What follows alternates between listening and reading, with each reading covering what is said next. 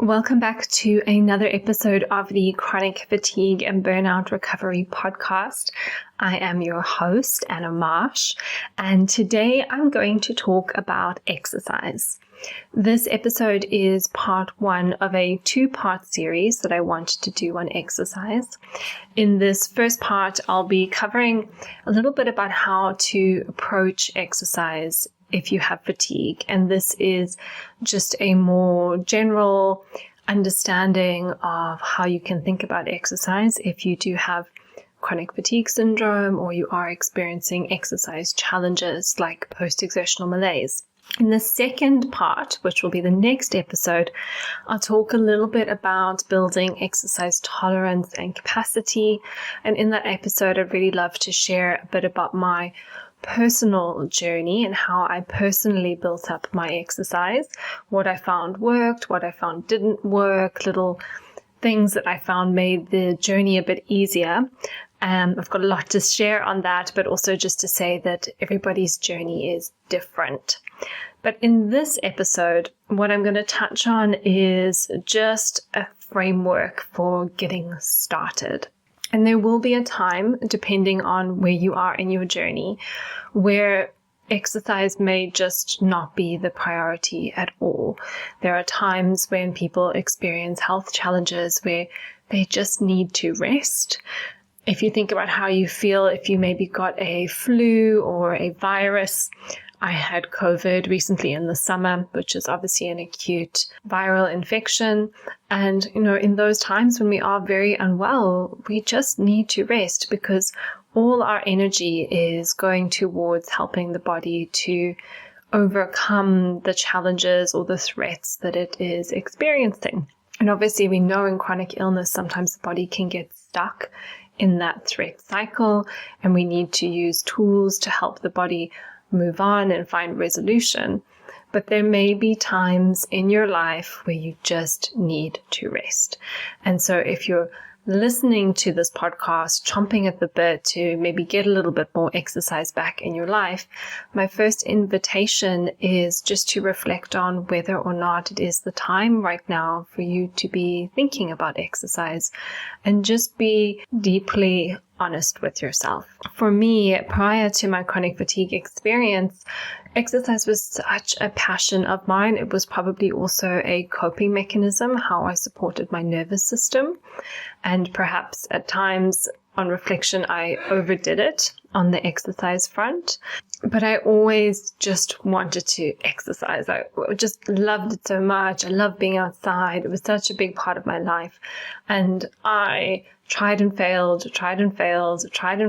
so many times trying to get my exercise capacity back. And very often I just tried to do too much, and I didn't have a framework. I didn't have an understanding of what was happening in my body, and constantly took things too far. I was definitely more of an overcoper, which is something I'll talk about in a moment. And hindsight is 2020. I can see how much I was just pushing myself too much, and I was trying too hard in the early stages. And so hopefully if that's you or you resonate with that, this podcast will be an insight for you or a supportive tool for you just to think about your exercise perhaps in a different way.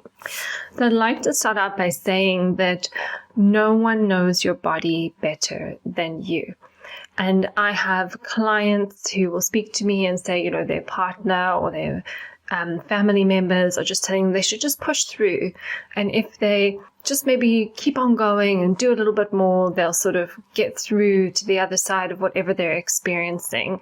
And I actually do think there are times in your recovery where pushing through can be helpful. But that's usually in the much later stages, and that's actually something I'll talk about in the next episode. But in the early stages of your fatigue recovery, I probably say 9.9 times out of 10, pushing through is not going to be the answer. So it's your responsibility to honor where you are, and nobody else can tell you where you are. in my own recovery journey, I would Google and read things and, listen to other people's recovery stories and what they did, or, Google workouts for chronic fatigue syndrome online. But sometimes even the smallest thing could really give me the most awful post-exertional malaise. And I think that's probably due to the mold toxicity that I had. But there's just no way that I could take the formula that somebody else was doing and replicate it. I had to find my own formula, and you'll have to find your own formula too. And I worked with a physio who was very great about setting me programs to do, but all of those programs gave me post-exertional malaise because it was just not appropriate for my body at that time. There were other things that I needed to do. And so really you can follow all the templates and all the strategies, but at the end of the day, your body is going to give you the feedback and you're going to have to meet your body where it's at. So then once you are prepared to meet your body where it's at, it's also really important that you know what your coping style is. And I mentioned that I was an over-coper, but we also get under-copers.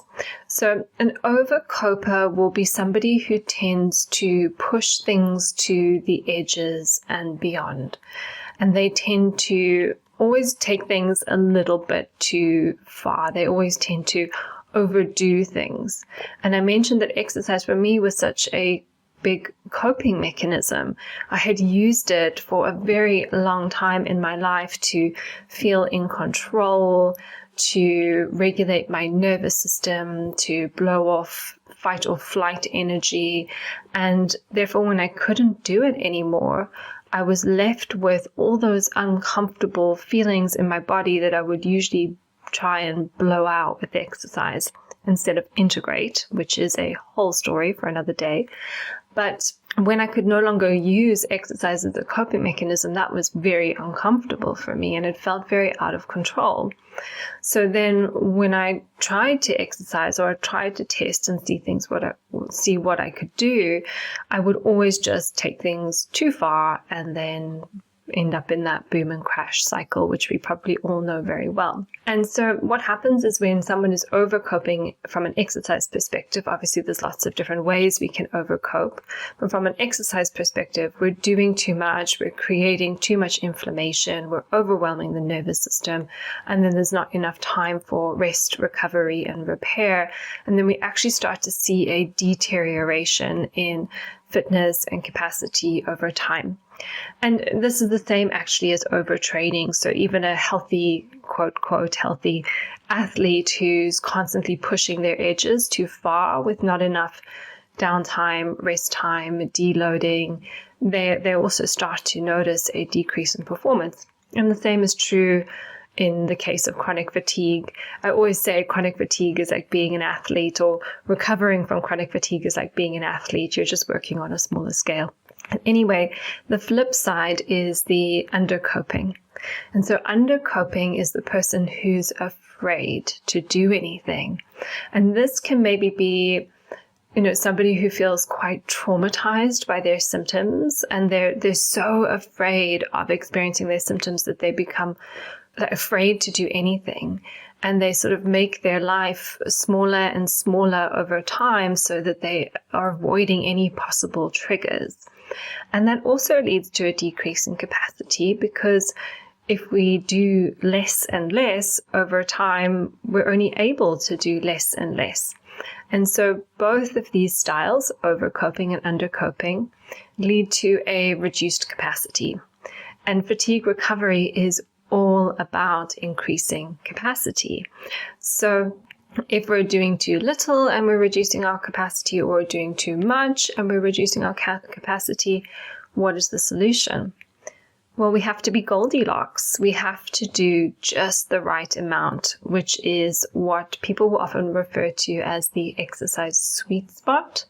So you want to find the sweet spot at which you can exercise, where it's not too little, you're not undercoping, and it's not too much, you're not overcoping. And this can take a little bit of time, and it can take trial and error, and it can take patience. And in addition, I could also say sometimes it also takes working on other aspects of your health. So I really saw changes in my capacity to exercise when I worked on my nervous system.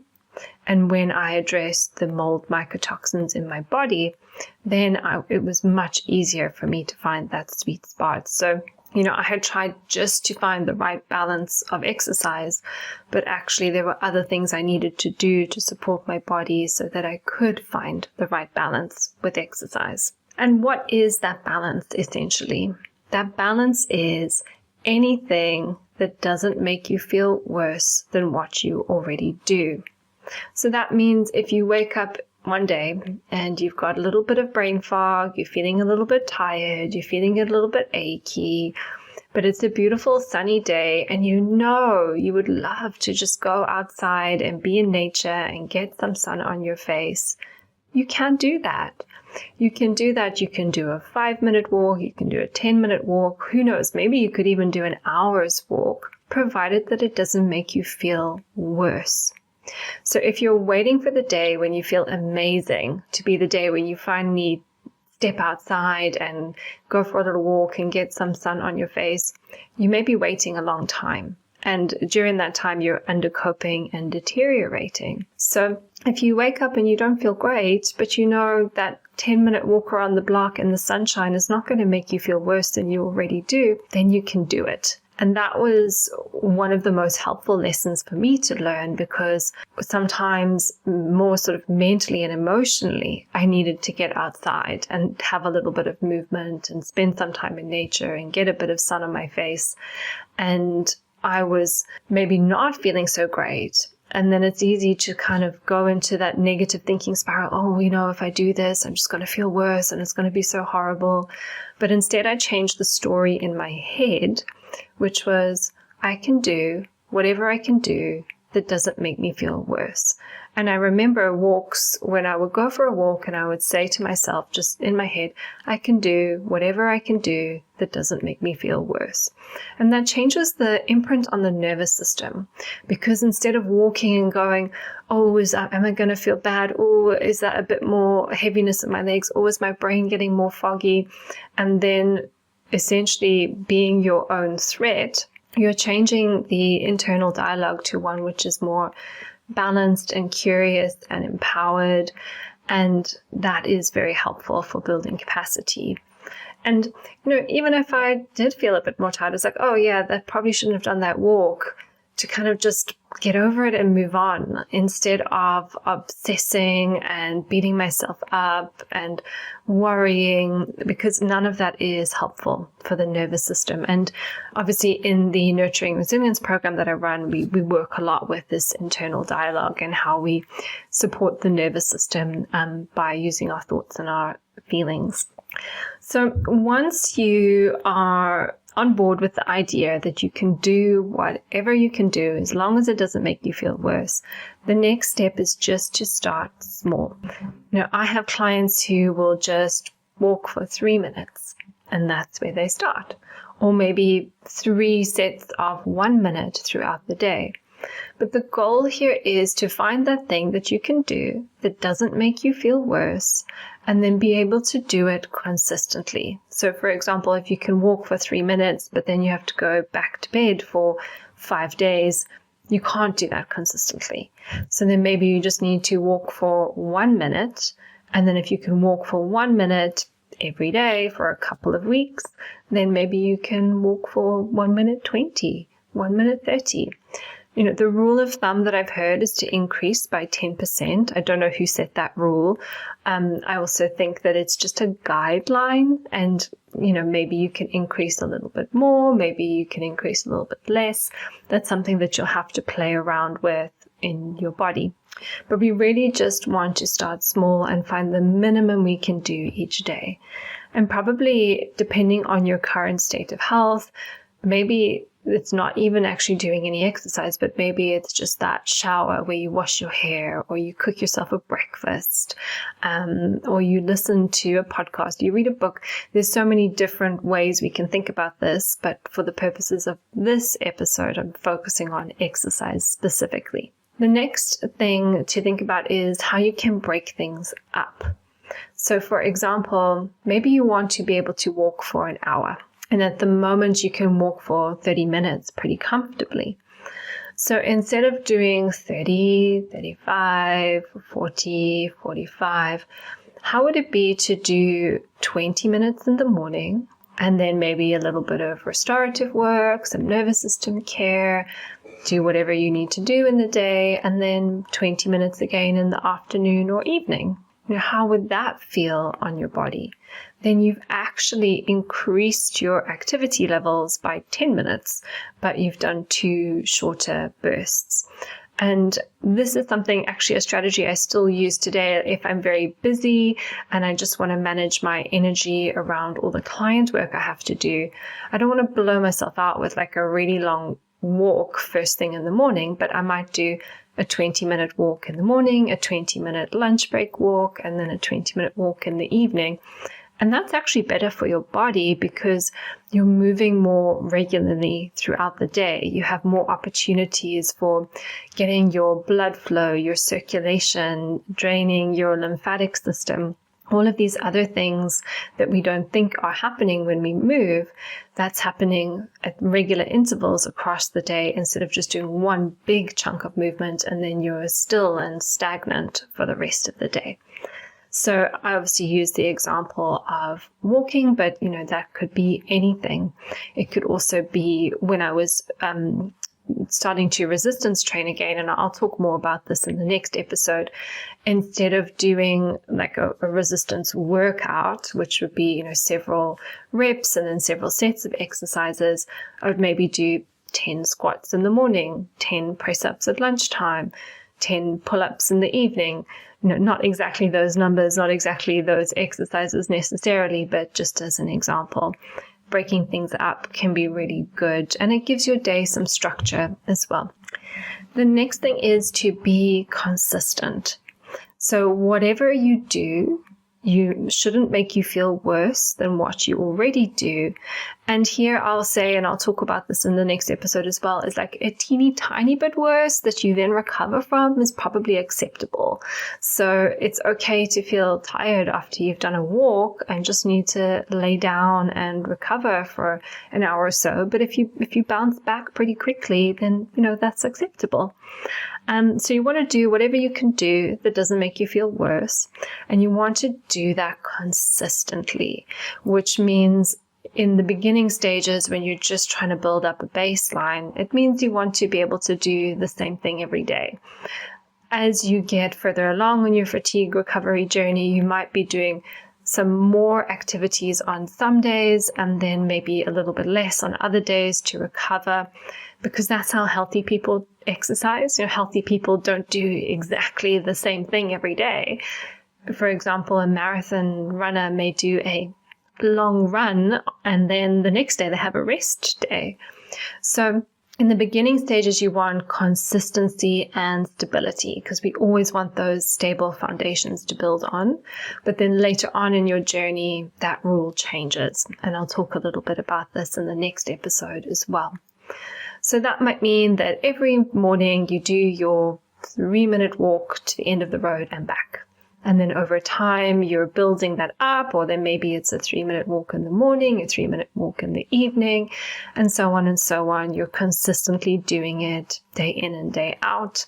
Obviously, if you start to then factor in socializing or house chores, or you're going back to work, you want to factor in that there may be other things that are happening as well that are taking your energy. And I think it's always good to focus on one thing at a time. So that means that if you've got a consistent exercise routine, but now you're going to be adding in a bit more socializing, that's your progression. You're not going to progress exercise and then add more socializing in necessarily on the same week. Or, for example, if you're going back to work, you're not necessarily going to start to scale up your exercise and go back to work because you've got those increased mental demands as well. it might only just be for a couple of weeks. You keep your exercise consistent, then you're going back to work or you're socializing more.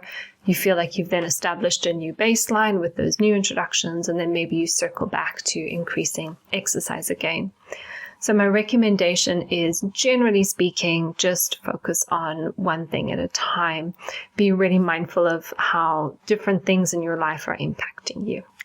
So then the next thing is progress slowly. And I've already touched on this, but I said the rule of thumb is increase by 10%. This was something that was suggested to me in my recovery journey. I don't actually know the science on this. I don't know where it comes from, but it's generally the recommendation is increase 10%. And other things that I've picked up is increase 10% every 2 weeks. So you have a couple of weeks of consistency and then you increase. I feel that that doesn't always work so well for women who have a menstrual cycle. Because if we think about the average menstrual cycle, it's 28 days, which means that if you were to start your 2-week period of consistency from day 1 of your cycle, when you're ovulating, you may be feeling pretty good. So you feel good to increase. But then 2 weeks after that, you're just coming into menstruation again. You actually might want to reduce what you're doing. So I always just say to women, honor your body in alignment with your cycle. I know that I experienced a lot of exacerbation in my symptoms depending on where I was in my cycle. And as my chronic fatigue improved generally, then those cyclical fluctuations improved generally as well. But what I would find is that I would have my lowest point in the first 10 days of my cycle. And then I would start to feel a little bit better.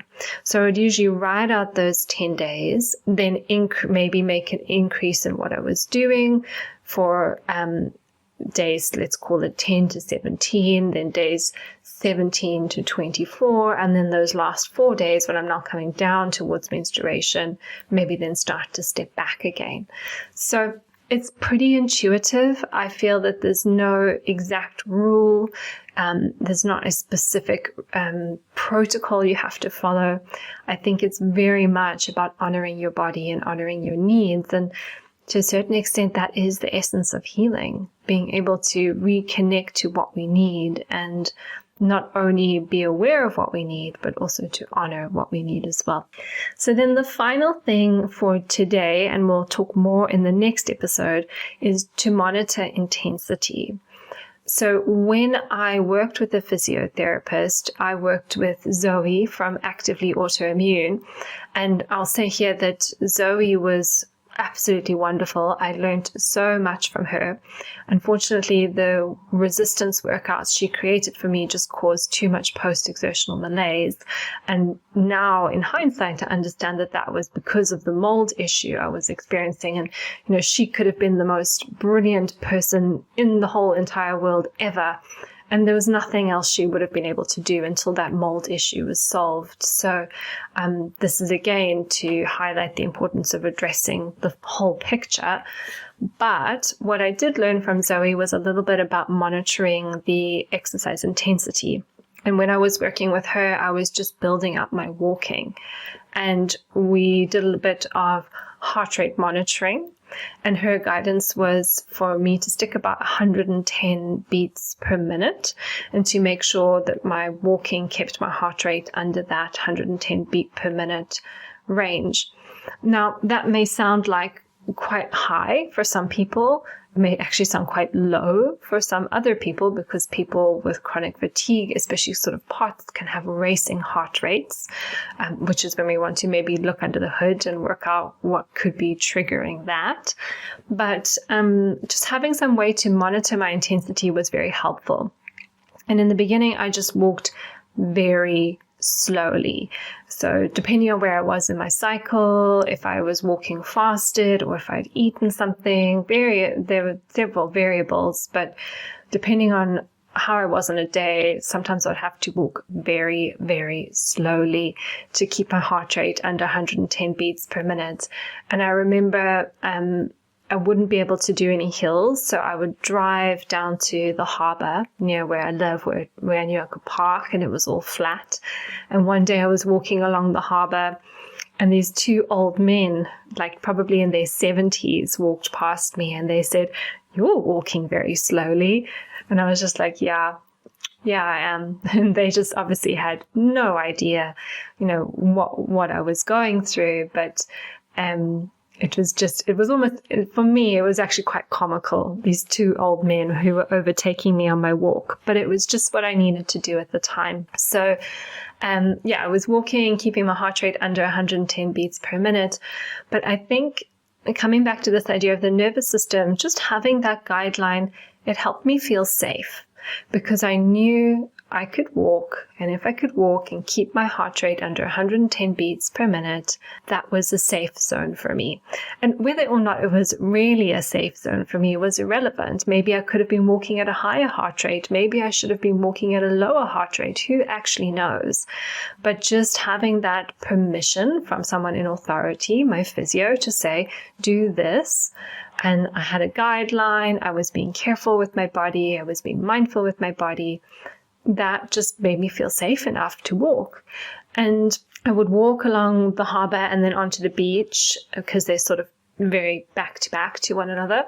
And then as my heart rate would start to creep up a little bit too high, I would just sit down on a rock and I would do some nervous system regulation work. I'd give myself time for my heart rate to come down and regulate my nervous system and just really appreciate the beauty around me because I do live in such a beautiful place, which I'm very grateful for.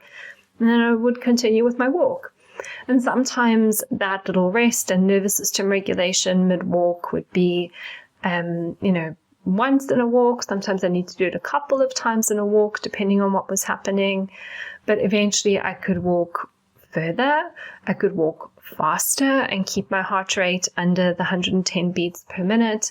And then eventually I just stopped looking at my heart rate monitor and I just walked. And then I started walking up hills and kind of just never looked back. But I think it was having just taken the time to do all of the steps that I've spoken about today, to start to listen to my own body and use its signals as my guide, to know my coping style, which was always to do a little bit too much. So I had my parameters from Zoe, keep your heart rate under 110 beats per minute, doing what I could do, even if it didn't make me feel worse. So even on the days when maybe I didn't want to walk, knew I could walk, but not feel worse than what I already did. Then starting small, breaking it up, being consistent, slowly progressing, monitoring the intensity, and eventually just knowing intuitively when I was ready to let it go. And at this point in time, I'd say I still didn't know I had the mycotoxins, and I was able to build up to doing 3-hour hikes, like not every day, obviously, but, on a weekend, maybe do like an hour and a half walk, provided there weren't too many hills and it wasn't too strenuous. And then even doing a 3-hour hike just as a one-off with my husband the one day, and feeling tired afterwards, but not feeling the sick, fatigued, post-exertional malaise kind of tired that is a whole different experience. And so I managed to do all of that without even knowing that I had a mycotoxin issue at the time. I couldn't weight train. I couldn't do anything more high intensity or anything strenuous, but I could build up my walking. And I would say the biggest thing that made the difference is obviously the strategy of doing things slowly so my body could get used to it and therefore not triggering too much inflammation, which would then overwhelm my body in conjunction with the mycotoxins. But also in that time, I was working a lot on my nervous system and just really building up a lot of positive associations with walking, integrating a lot of visualization into walking. And that was probably the thing that helped me the most to build up my walking capacity. So that is everything I want to say in this episode. In the next episode, what I'm going to talk about is how I took things to the next level. So that was then introducing things like Qigong, yoga, strength training, more vigorous exercise, and I'll share a little bit more about that in the next episode. So a final request before I wrap up for the day. If you have been enjoying these episodes, please head over to iTunes and leave me a 5-star review. Your reviews help other people find this podcast, and that means that more people can get the help and support that they need. Thank you so much, and I will see you in the next episode.